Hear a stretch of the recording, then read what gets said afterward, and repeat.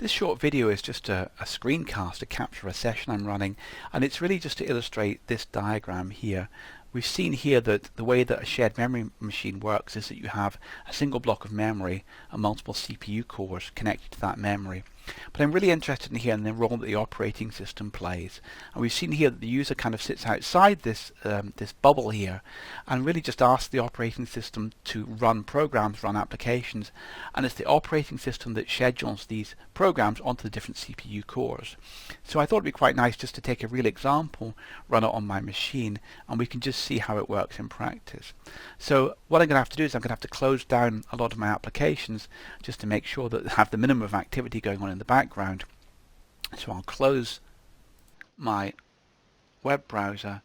I'll even turn off the networking so we'd have the minimum of interference. Now I'm running here on a Linux laptop, running Ubuntu, but you get very similar effects on any system. So the first thing I'm going to show is I have a performance monitor here, and what we can see here is that this monitor has different schematics for what's going on, but we have 4 CPUs here: CPU1, CPU2, CPU3 and CPU4, and they're colored different colors. Now although there's nothing going on, you might wonder, why is there so much activity? This is running at about 20%. Well, that's because the screen recording software, the screen grabbing software I'm running, is actually taking up significant amounts of CPU, so we do have some background rate there. So what I've done is I've written a program which adds up various salaries to work out a total income. Now what I'm doing here is I'm actually adding up 1,000 salaries. Now from the back of the envelope calculation we did last week, where we thought each cycle would take about a nanosecond, that means that 1,000 cycles adding up 1,000 salaries is going to take about a millionth of a second. Now that's clearly too short a time to measure, so I'm actually repeating this calculation 10 million times. And if we work that out, 10 million times a millionth of a second, we expect this calculation should take about 10 seconds. That will be our back of the envelope estimate.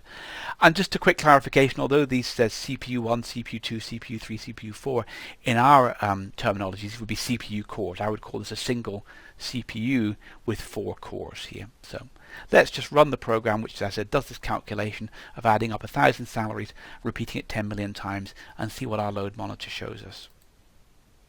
So I've run it, and very quickly we should see, yes, the blue CPU here has taken up the slack. Oh, but it's quickly being replaced by the orange CPU. The orange CPU here is running 100%, and now it's switched to another CPU, and it's gone down to 0. So that's a very, very interesting graph, which illustrates 2 things. First of all, that this program could only run on 1 CPU at a time, but 1 CPU core at a time. But the operating system has decided to move it. So it started out running this program on the blue CPU, CPU4, and then it moved it to the orange CPU. But you can see that overall, the time was about 10 seconds as we expected.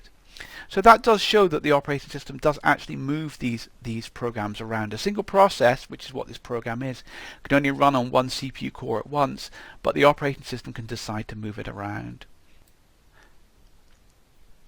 Now let's see what happens if we run 3 of these programs at once. So I've got multiple copies of my program Income1K.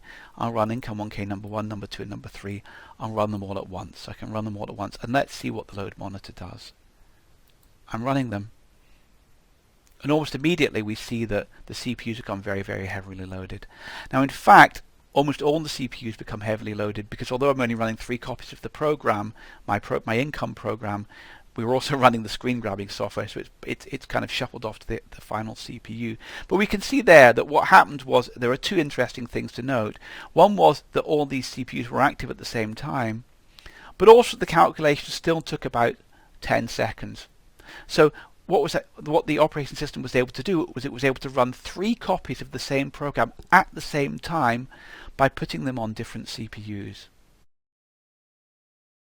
So now you might ask, what happens if I run more applications, more programs, or more processes than there are physical CPU cores? So here you can see I've actually got 6 copies of the program, and I'm going to run them all at once, and let's see what happens. So you'll see almost immediately the CPU load jumps up, and all the 4 CPU cores are very, very heavily loaded. So this looks similar to what we had before, but there's a subtle difference that these CPU cores are running more than one process. Not only is the operating system scheduling processes to different CPU cores, it's swapping them in and out on the same CPU core. And the effect of that is the calculation no longer takes 10 seconds, it takes more than 10 seconds.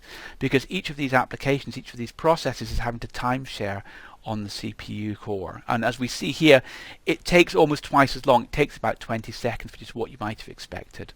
So that is quite interesting, that although the CPU, the processor, can do more than one thing at once, if there are 4 cores and there are more than 4 programs to run, it can't run them all at the same time. It has to time slice them in and out. And the main thing here is that we see that processes interact with each other, they affect each other, and it slows the runtime down. So we're able to run 3 of these programs in 10 seconds, which was the same time that one of them took, but 6 took about 20 seconds. And the reason I'm talking about 3 and 6 and not 4 and 8 when I have 4 CPU cores is because I'm trying to leave one of the CPU cores free to run the screen grabbing software, which seems to be taking out about the whole of one CPU core equivalent. Although it's a very simple program, it can show some very interesting effects. Now, our key observation was that we could run 3 copies of this program in the same time as if we ran 1 copy. In 10 seconds, we could run 3 copies on 3 CPU cores in the same time as we ran 1 copy on 1 CPU core. However, this week we've been talking about the shared memory architecture, how one of the critical features of it is that all the CPU cores share access to the shared memory. There's a single memory bus that they have to go through, and so they can affect each other, they can slow each other down. Why didn't that happen here? Well, it didn't happen here because we were summing up a very, very small number of numbers. We're summing up 1,000 incomes, and they were able to all fit into the cache. And if you remember, each CPU core has its own cache, and so for most of the time when they were running, these CPU cores could run completely independently of each other. However, we can look at a different situation where the CPU cores do have to access main memory, and they will interact with each other. Programs running on different CPU cores will slow each other down. So what I've done is I've written a version of this program which doesn't add up 1,000 numbers, it adds up 1,000,000 numbers. Okay. So income 1M, I'm adding up 1,000,000 numbers here. Now what I'm doing is I'm repeating this fewer times to get a runtime of around 10 seconds. But what we'll do is we'll run this calculation once and see what happens, see what our baseline time is. So I run 1 copy of this program. Remember, it's now adding up 1,000,000 numbers, 1,000,000 salaries each iteration, rather than 1,000. So there we go. And we see the same effect that suddenly one of the CPU cores is very heavily loaded, in this case the green CPU, CPU3, and how long is it going to run for? Well, it's actually switched on to CPU2, it's switched on to another CPU again, but overall it's running for about just over 10 seconds, a bit more than 10 seconds there, which more like about, if you look at that, maybe about 15 seconds. I'll maybe run it again to try and get a cleaner run, where it doesn't switch around so much on different CPU cores. Crank up again, it's on the run. No, it is, it's switching them all around. We'll try and get another estimate of how long it takes. This is a bit nicer, it's mainly on the orange CPU core there. So that looks like it's taking about 15 seconds. But I said that the big difference with this calculation is because it's reading and writing large amounts of memory, then processes running on different CPU cores will affect each other because they will be accessing the same memory bus. So if I now run 3 copies of this program, I would expect that although we'll see the same effect that all 3 CPU cores will be 100% loaded, we'd expect the total runtime to increase beyond the sort of 15 seconds. So let's run that and see what happens. And now bang, we're up into 100% CPU.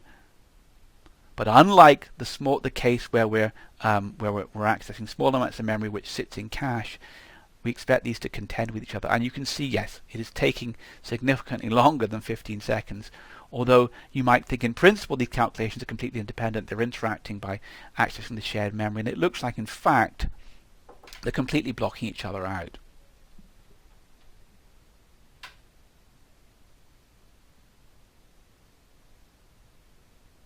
And there it took about 35 seconds, so over twice the time to do the same calculation. So you can see it's absolutely clear from this simple experimental result that even on my laptop this shared memory bus, which mediates the memory transactions from the CPU core to the physical memory, is not capable of sustaining all the traffic from 3 very, very simple programs running at once.